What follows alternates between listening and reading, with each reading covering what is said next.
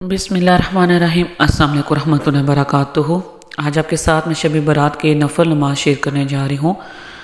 ये इबादत वाली रात बहुत ज़्यादा फजीलत वाली रात है। अगर आप वैसे भी और इस रात में अगर तहियतुल वज़ू के 2 नफल पढ़ते हैं और हर रकत में अल्हम्द शरीफ पढ़ने के बाद एक बात आप सूरत इखलास अगर पढ़ देते हैं तो अल्लाह ताला इसका आपको बहुत ज़्यादा अजर व सवाब अता फरमाते हैं।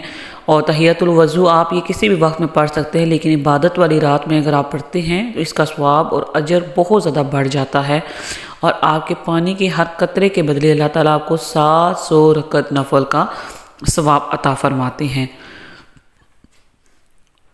और अगर आप मज़ीद और ज़्यादा इबादत करना चाहते हैं तो उसके लिए भी आप ये जो जितने नफल पढ़ लिखे हुए हैं मैंने, आप इनको फॉलो कर सकते हैं और पढ़ सकते हैं।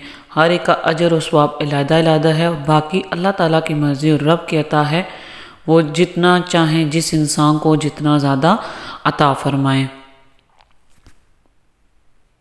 अगर आप सारी रात इबादत करते हैं और सुबह उठकर अगर आप रोज़ा रखते हैं तो इसका भी अजर व सवाब बहुत ज़्यादा होगा। नबी पाक सल्लल्लाहु अलैहि वसल्लम ने रोज़े की फजीलत बयान करते हुए इरशाद फरमाया कि जिसने शबान में एक दिन का रोज़ा रखा उसको मेरी शफात हलाल होगी। एक और हदीस शरीफ में है कि नबी पाक सल्लल्लाहु अलैहि वसल्लम फरमाते हैं, जो शख्स शबान की 15 तारीख को रोज़ा रखेगा उसको जहन्नम की आग छू ना सकेगी।